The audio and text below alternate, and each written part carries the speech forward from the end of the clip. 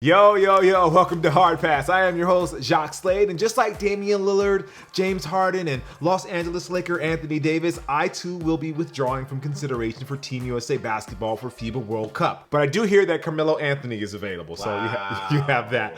Okay, let's start with some news. Like a sneakerhead who needs to have every colorway of the Air Jordan 1 just for the sake of having it, investor Miles Nadal went ahead and bought the final pair in the Stadium Goods and Sotheby's Ultimate Sneaker Auction after getting the first 99. It was the only remaining dead stock pair of the Nike Moon shoe designed by Bill Bowerman for the 1972 Olympic trials, and it sold for $437,000. That's a lot of money, but with his 100th purchase, Nadal can finally get that 10% off his next cop at Stadium Goods. Came up. The Los Angeles Dodgers have announced that they will be spending $100 million on renovations to Dodger Stadium, which includes new elevators, food spots, a beer garden, and kids' playgrounds because the baseball game in front of them isn't enough. This is cool and all, but wake me up when they beef up security for San Francisco Giants games and they include a tour of Vin Diesel's house from the Fast and Furious. Those who know, they know. In an effort to prevent people from flushing their drugs down the toilet, Tennessee said that doing so would cause meth gators. This actually freaked people out, so they had to double back and say it was a joke, probably because some people would actually like to see meth gators, for the gram. Tokyo has unveiled the metals that will be used in the 2020 games, and they were made from precious metals harvested from almost 80,000 tons of gadgets, which include over 6 million phones, which means when Olympic Melo claims his 4th gold medal next year, I can always say my T-Mobile sidekick helped make his medal. Holla back, youngin'. Woo, woo, woo, woo. There it is. Just when you thought we might be done talking about the NBA or even NBA adjacent stuff for a few weeks now that things have slowed down, Jordan Brand announces that Zion Williamson is the latest addition to the family. Zion is easily the most hyped rookie the brand has signed out of college since Carmelo Anthony, which isn't... Gotcha. Thought that was going to be a Melo joke there, didn't you? But it is true. Granted, it probably would have been a lot more impactful had the partnership been revealed before the NBA draft, so Zion could rock some Jordan Apex utilities during Summer League, but it is still a big deal. I love the quotes both Zion and Michael Jordan gave for the press release for their underlying subtext. Like, Zion said that MJ was one of those special athletes he looked up to as a kid, even though Zion was born in the year 2000 when Mike was a year away from suiting up for the Washington Wizards. That's like me saying my favorite movie is Empire Strikes Back, even though I'm a millennial born in 1995. And then there's Mike saying that Zion is an essential part of the new talent that will help lead the brand into the future. I believe you when you say that Zion will help Jordan Brand grow, Mike, but if you could replace Brand with Charlotte Hornets, I bet you'd be a lot happier. Looking forward, the best case scenario for Zion and Jordan is that he lives up to the hype and is the evolutionary LeBron who sells the new Air Jordans and some retro PEs for a few years. And if that happens, we could easily see him transition over to Nike so he can start his own signature shoe line. Worst case scenario? Well, Blake Griffin's not doing so bad for himself, I guess. Dang. Remember when we were all excited to hear he signed with Jordan Brand? Man, RIP Dr. Drain. Hey, old school, you wanna run? Nope. Yo, Drain will go for a run. Paging Dr. Drain. Blake Drain. Dr. Drain is calling for rain. Oh. We'll hear more about the deal in the coming weeks and months. I mean, notice sneaker curmudgeon Matt Powell has already expressed his displeasure for the deal, which is the time is a flat circle of sneaker tweets. But what I really want to know is what sneakers he'll be wearing on Media Day. I bet it'll be a Pelicans themed, Cactus Jack, Air Jordan 1 exclusive, reverse swoosh and all. And speaking of Travis, let's get to our top story. Travis Scott's rise to the top of, well, Nike. I still remember the first time I saw Travis perform live. It was at the Forum during Rihanna's Anti-World Tour when The Flame was the opening act. To be the opener for Riri is nothing like Knicks owner James Dolan and his band JD in the Straight Shot opening for the Eagles. You actually have to have talent to be included in the Spotify playlist that includes Rihanna. And to get to that level, you have to be able to bring the intangible it factor. And on that night, I saw Travis bring it. His energy was off the charts, but what I didn't realize at the time was that he also had eyes on other things like design. I mean, it should have been obvious when you see the Astroworld album cover and tour merch, but his creative side has led to partnerships with iconic names in the high fashion world like Helmut Lang and Yves Saint Laurent. In fact, his first sneaker deal, it wasn't even with Nike. it was with Reebok Classics way back in 2013, although it didn't really result in anything memorable. But when he started working with Nike, his star began to approach new levels. It started with, of all things, a friends and family exclusive of the Jordan Trunner LX that gave the sneaker a new dimension that had not been seen previously. I mean, props to Travis for making something out of seemingly nothing. If Jordan Brand told me I'd get to work on one of their sneakers,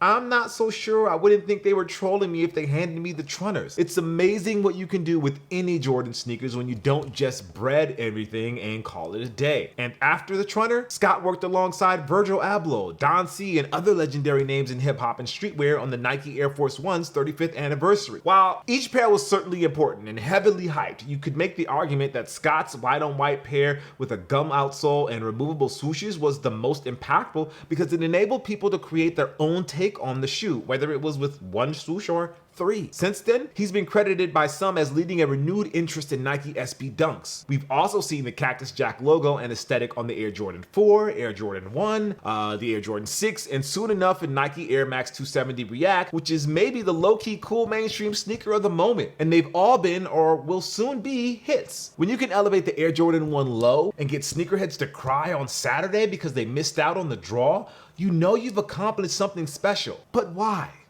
What makes Travis stand out from the seemingly endless number of sneaker and artist collaborations we've seen this decade? Why is there more energy for Cactus Jack than there is for A$AP Rocky's Under Armour partnership? Side note, free A$AP, by the way? Or what about Pharrell's NMDs? Or even some of Kanye's recent Yeezy drops? I mean, Kendrick Lamar also works with Nike and his Cortez kitties have been successful, but nothing on the scale of what Travis has been cooking up. Is it the relentless grind that Travis has kept up for the past few years, including a handful of albums and tours to promote his brand? Is it his sartorial choices and how he's been able to mix streetwear and high fashion seamlessly? Is it his well-publicized relationship with Kylie Jenner that surely opened him up to a whole different level of celebrity? Or is it nothing more than timing and Scott's freedom to create what Kanye could have had if he had stayed at Nike? It really is a confluence of all these factors, but I can't stop thinking about the it that he showed me that night at the Forum.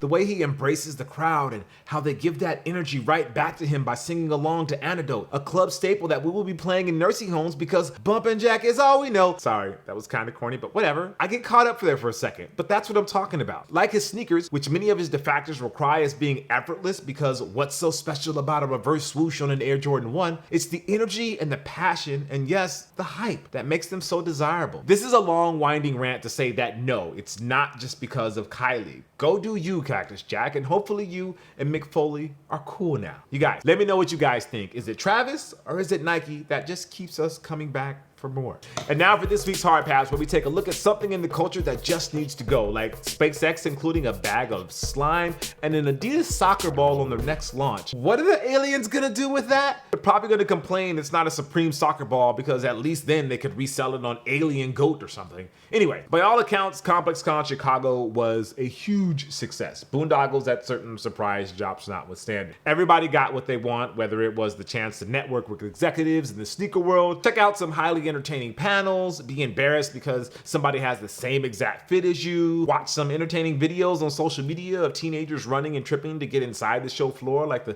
Stampede scene in The Lion King, and spend hours in line to buy some merch to fund your next ComplexCon trip, which will be next year. Oh wait, there's another one in Long Beach in November of this year. So now we're doing 2 of these a year and maybe even more. That's interesting. Now, don't get me wrong. I love the idea of having events like this that bring us all together. Whether you consider yourself a casual fan or a hype beast who burns Yeezys because you love the culture so much, having opportunities to unite and show the world we can be civilized folk who can be excited about Pink Answer 5s, Takashi Murakami keychains, or Yeezy alumni hoodies is always going to be a plus. The idea of 2 ComplexCons sounds like a great idea, and it doesn't seem like there's any signs of them slowing down at the moment. So in 2020, is there going to be a 3rd one in, say, New York, a 4th one in Las Vegas, a 5th one in Hong Kong, a 6th in London? What about ComplexCon Westeros? You know you'd cop a Daenerys was right champion hoodie. Don't even lie. Hey, Anything's possible at this point. But where does it stop? Not because I don't want people to come together, but because the magic fades after too much expansion. You can only have so many panels about what sneaker is dope. Brands only have so many activations that capture the imagination before they give it a hard pass themselves. How many times can Puma roll out a new RSX colorway to get people excited for another dad shoe? Are there really that many Allen Iverson signature shoes Reebok can pump out before AI can't be bothered to show up and tell us how much he admires Michael Jordan? Nike and Adidas didn't even have proper boost at the show floor, and that's probably the right thing to do because they would have to do it all over again in November. At most, they can diminish the Air Max animal print style all they want by churning out another pack because that's just a small drop in the bucket. Nike showing up for every Complex Con moving forward, that's diminishing returns because you can only get in line and take L's before it isn't worth it anymore. So our hard pass goes to Complex Con over expansion because you know they're thinking about it. My advice would be just keep Complex Con special. By the way, nobody steal my Daenerys hoodie idea. I might still use it. Me and HBO, we're cool like that. Anyway, all right, that's gonna do it for this show. Thank you guys for watching Hard Pass. I'm Jacques Slade, and I appreciate you. Don't forget to like, comment, and subscribe, and make sure you turn on those notifications so you know right away when the next episode goes live. I'll see you guys next week, but not before leaving you with maybe the best bottle cap challenge video here, because nothing hurts an anime fan more than their waifu being in peril, especially when it's their fault. I'll see you guys next week. Peace.